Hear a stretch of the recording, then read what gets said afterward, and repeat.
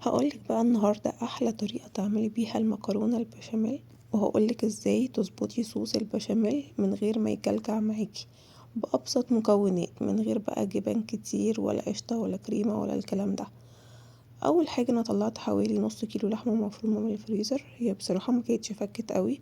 نزلت بيها في طاسة سخنة فيها معلقة زيت عشان اللحمة كان فيها دهون كتير.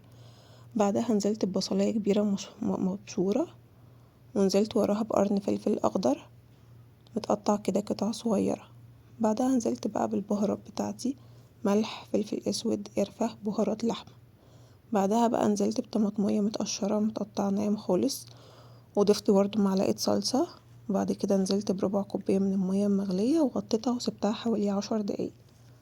بعد كده نيجي لخطوة سلق المكرونة. انا هنا سلقت حوالي نص كيلو مكرونة، ضفت عليه معلقة ملح صغيرة، ورقة لورا تديها برضو طعم كويس جدا.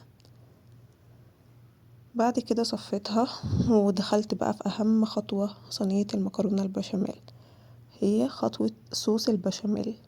هنا معانا النص كيلو مكرونة او الصينية اللي عملتها خدت معايا حوالي 3 معالق دقيق مليانين، مع حوالي 5 معالق سمنة، وبقلب كله لحد ما لونهم يصفر وريحة الدقيق كده بتطلع شوية.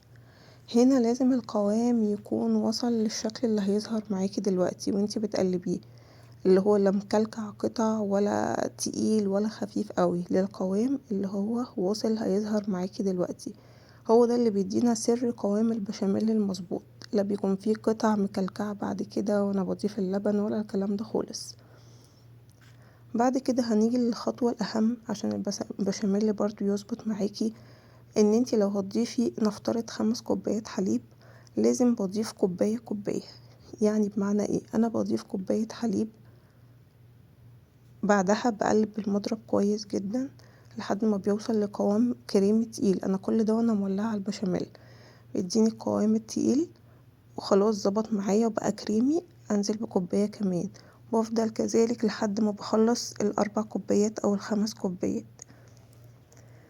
هنا البشاميل الصينيه اللي عملتها خدت معايا حوالي 5 كوبايات، وانا بقى ضفت يعني حته كده من عندي برضو بتظبط معايا المكرونه.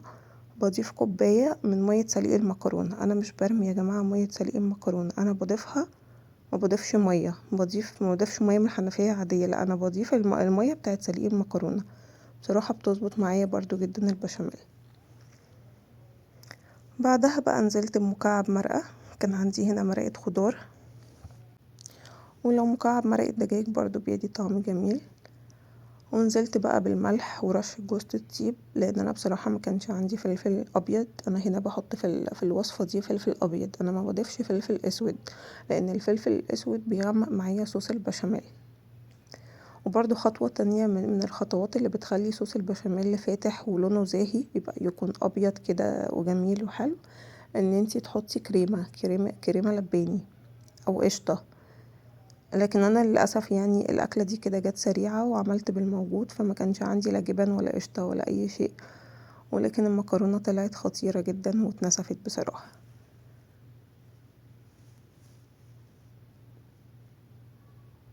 هنا بقى قوام البشاميل كان تقل معايا، قوامه ظبط، يعني لا تقيل قوي ولا خفيف قوي، القوام الحلو ده.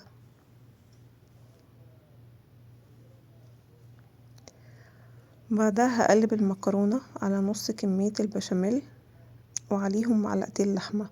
معلقتين اللحمه هنا بيعززوا الطعم جدا. لا، معلقتين لحمه متعصجه دي بتديها برضو طعم جميل.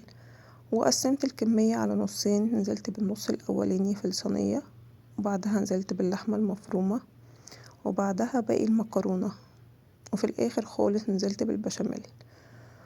وهنا برضو بصراحة زي ما قلت من شوية أنا ما كانش عندي أي جبن، وطلعت ما شاء الله خطيرة وكده وخفيفة وجميلة. مكنتش مستتقلها خالص، لأن أنا كنت في العادي بضيف جبنة موتزاريلا في القوام بتاع البشاميل نفسه، عندي قشطة بضيف، عندي كريمة لباني بضيف، كل دي حاجات بتعزز طعم المكرونة جدا.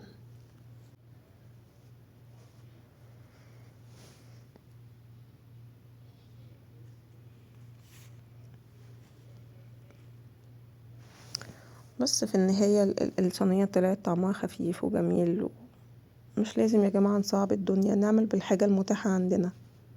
يعني دي امهاتنا زمان ما كانوش بيعملوها غير بالطريقة دي، مكانش فيه اوبشن الجبن ولا الزيتون ولا المشروم ولا الكلام ده. بس في النهاية لو عجبكم الفيديو ما تنسوش تحطوا لايك وتعملوا اشتراك بالقناة، واكتبولي بقى في الكومنتات حابين الفيديو الجاي اعمل لكم اكلة ايه. مع السلامة.